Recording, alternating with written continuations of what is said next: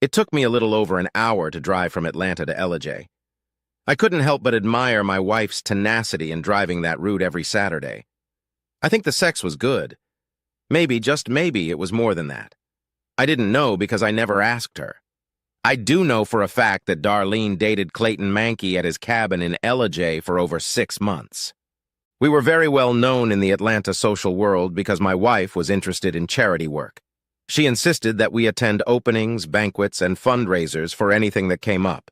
This required not only my attention, but my money as well. I loved my wife, but I had reached my limit. After rather expensive weddings for our 2 daughters, I had hoped to relax a little. Darlene, however, needed more than that, so she began looking for ways to indulge her ego elsewhere. She met Clay Mankey at one of her fundraising events. I think I realized this from that very first night, but never bothered to confirm my suspicions until months later. If she had tried to meet him in town, it would have been a disaster. She was too well known to sneak into the hotel. Besides, she wouldn't go to the motel or his apartment under any circumstances. The cabin was perfect for them. After a long drive, I reached a 1-lane dirt road that led about 3 kilometers through the mountains to a log and stone cottage. Clayton had a lot of money. He was a contractor who specialized in large government projects. Besides making money, he apparently knew how to invest or use it wisely. Most of the land between the paved road and the cabin belonged to Clayton. I'm sure he had plans for the future. I drove up to the cabin in my car. There was something I needed to do, and it needed to be done quickly. With small wire cutters, I cut the telephone wires coming out of the box and leading into the cabin. I carefully tucked the ends of the wires into the holes so it wouldn't be noticeable that they had been cut. There was no cell phone service in the vicinity of the cabin. Now there was no landline phone either. 20 minutes later, I was back on the main road. It was overcast the whole way. Darlene hadn't asked where I was going when I left early. I knew she would be leaving in about an hour, as usual. We never questioned each other about such things. I think it was a sign that our marriage was falling apart. Where the road to the cabin turned off, there was a gas station with a diner. Actually, it wasn't really a gas station, just a diner with several pumps in front of it. I lucked out and took a booth near the entrance with a good view. After about a half hour, a big black Hummer showed up on the road. Clayton always liked to arrive in style. Gas prices meant nothing to him. 5 minutes later, Darlene pulled off the road in her Lexus GX 470, and then it started to rain. It wasn't a regular rain, but one of those rains that goes on all day and never stops. I needed to get on the road as soon as possible before the road became impassable. I'm sure Clayton wasn't worried about muddy roads, but Darlene's Lexus wouldn't fit so well. It didn't matter at that point because they weren't going anywhere. What struck me about this meeting was the timing. Tonight we had a fundraiser to save a Brazilian 3-toed sloth.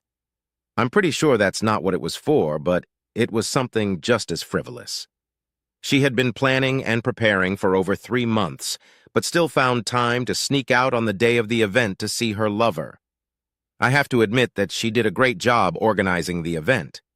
Even if she hadn't been there, everything would have been fine. My car wasn't as reliable on the road as Clayton's Hummer or as sleek as Darlene's Lexus, but it would get me where I needed to go if I wasn't hanging around doing nothing. I paid the bill and followed my wife and her lover up the hill. Actually, the climb wasn't that steep. It was just that the road was pretty damn winding. Trying to bulldoze a road in a mountain like this is not easy. You have to navigate the terrain whenever possible, and that's not always easy. It was raining relentlessly. I got halfway to the hut and decided to stop at a place where I could turn around. The parka protected me from the rain, but by the time I got there, it was getting a little stuffy inside. Darlene and her lover had been in the cabin for about 30 minutes. I was sure she was going to make this a shorter visit than usual, so I got right to work. In fact, it didn't take me very long at all. All I did was cut the valve stems on both cars. There was no way they were going to fix and change the tires today. By the time the rains are over, the roads will be so bad that no tow truck driver in their right mind would even try to get there. Their only option would be to walk to the diner and find some alternative mode of transportation. Of course, they wouldn't even realize what was happening until they were done making love. They didn't have a landline or cell service. If he had internet access, it was probably through a phone line. Of course, he could have had a satellite phone as well. I had to take that chance. I was done. It was still raining.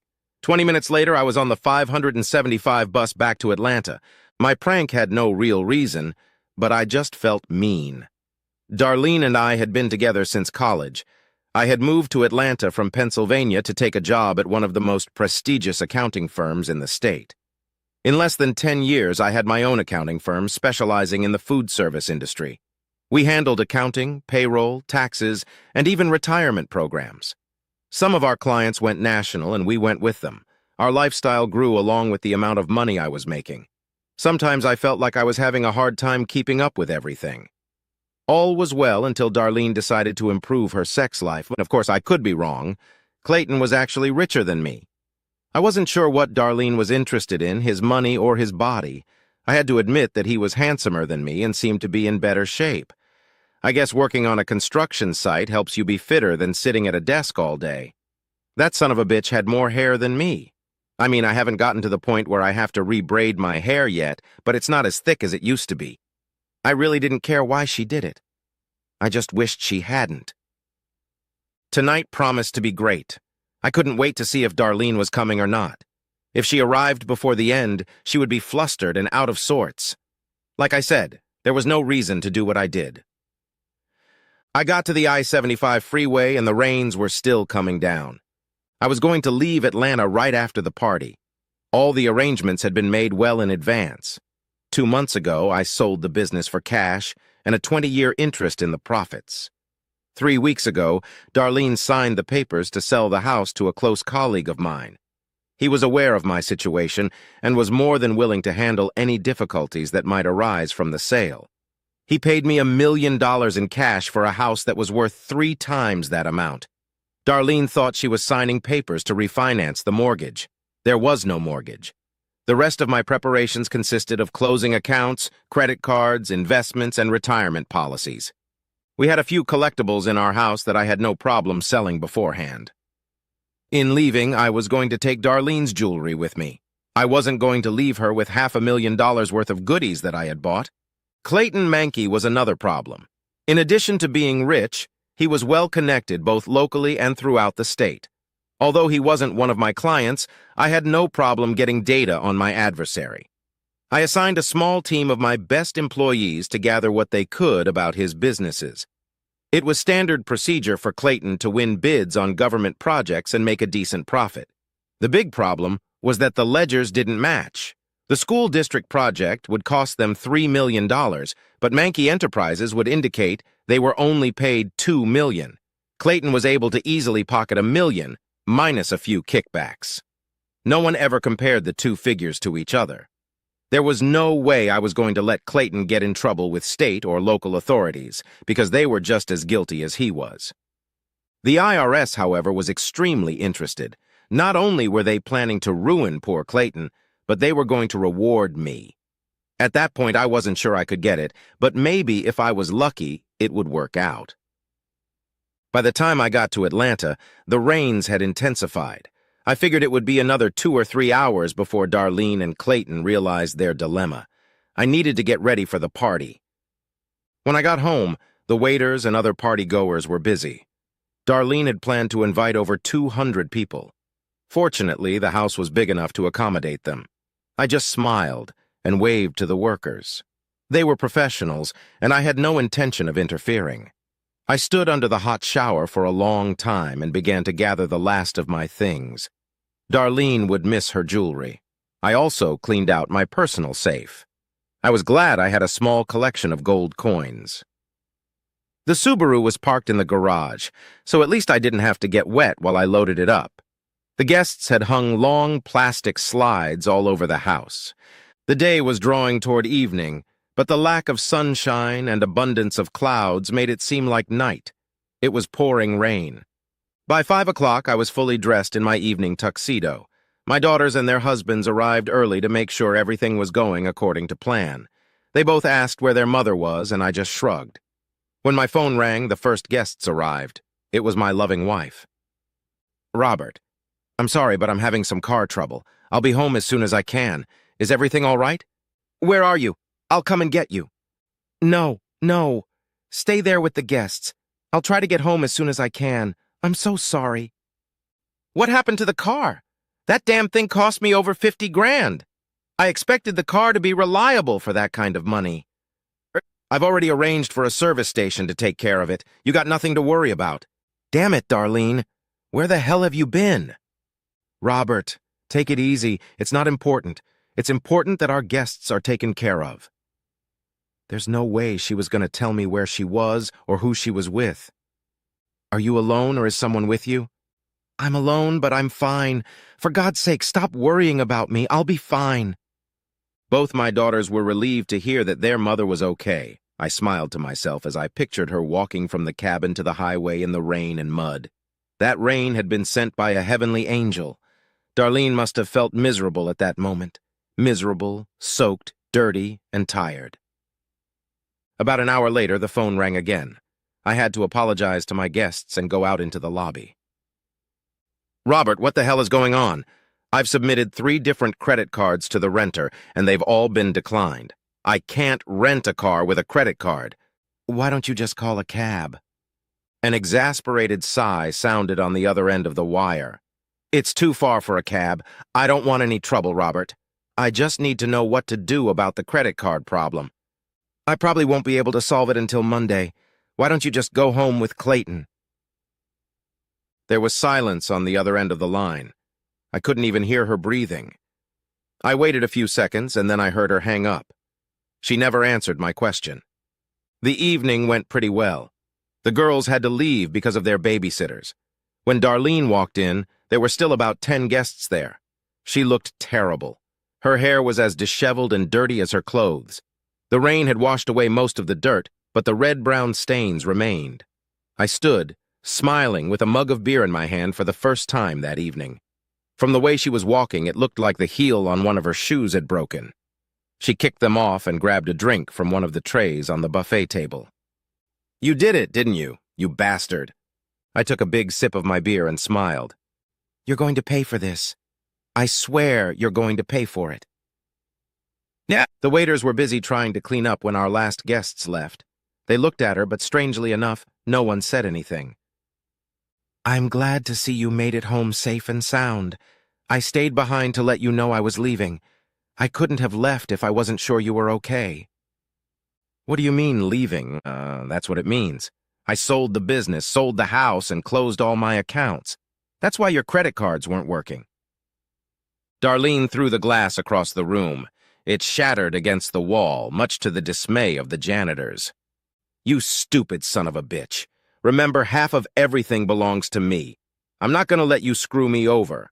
I worked as hard as you to get where we are. I've earned half, and I'll get it. I finished my beer and carefully placed the empty glass on the table. Okay, sweetheart. You'll only get half of everything if I get divorced. I'm not going to. You do what you have to do. I had to walk over 2 hours in the rain and mud to get to the road. 2 goddamn hours, all because of you. What were you doing out there, honey? Why did you come all the way to LJ to spend the day with Clayton Mankey when you could have just slept with him right here at home? God knows I wouldn't have cared. You bastard. You insensitive, worthless bastard. I hate you. Well, I'm glad that's over with. I have a midnight flight. If you need to get in touch with me, give me a call at the address. I'm sorry, I just remembered there's no place you can call me. I suggest you fire your domestic help because you won't have the ability to pay them. Besides, the couple who bought the house are moving out at the end of next week. You might want to look for a place of your own. I don't recommend going to the Claytons. He doesn't have long to live here. Maybe one of your daughters will take you in. What do you mean Clayton won't be around anymore? Why would he be gone? He's on top of the world. I smiled as I walked out the door for the last time. My accountants and lawyers made sure all my taxes were determined and paid. From the government's perspective, I was leaving the company clean.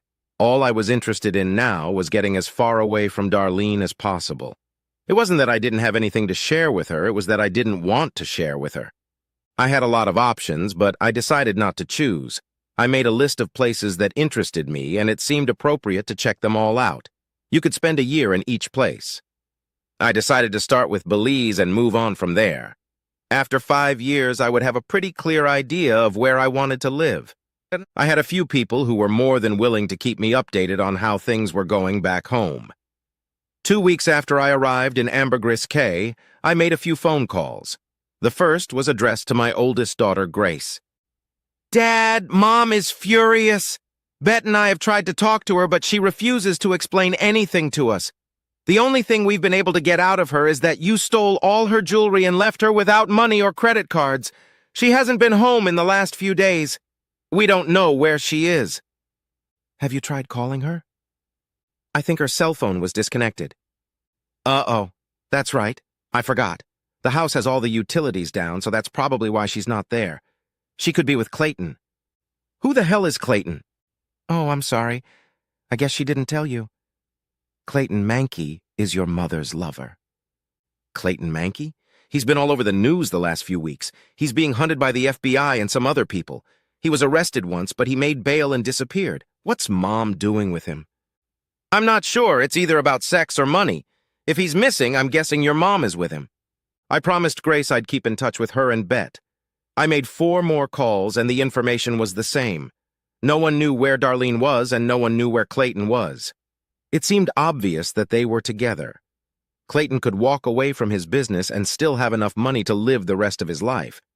Of course, with the way his business was going, that wouldn't have happened in the good old USA. I spent a restless night. I had 2 dives scheduled for the next day. I needed something to occupy myself to pass the time, so I decided to go scuba diving. It was right after the first dive. It rained. Not just rain, but a real downpour in Chattahoochee. We sat in the dive boat and waited for it to pass. All I could think about was the cabin at Ellijay. That was not a good sign. The second dive was a little shorter than the first. When we got back to shore, it was still raining. The pier was a short walk from my apartment. Before heading back, I had a quick bowl of clam chowder. The rain continued to pour. It seemed like Hector was always on duty. He was the doorman in our apartment building. I wasn't sure, but I think he worked solely for tips. I had no problem handing him some change if he did something that warranted it. We got along just fine. "Mr. Terrell, you don't have any more diving today?" Mr. Terrell, "No, but I will tomorrow." "Mr. Terrell, you had 2 visitors this morning.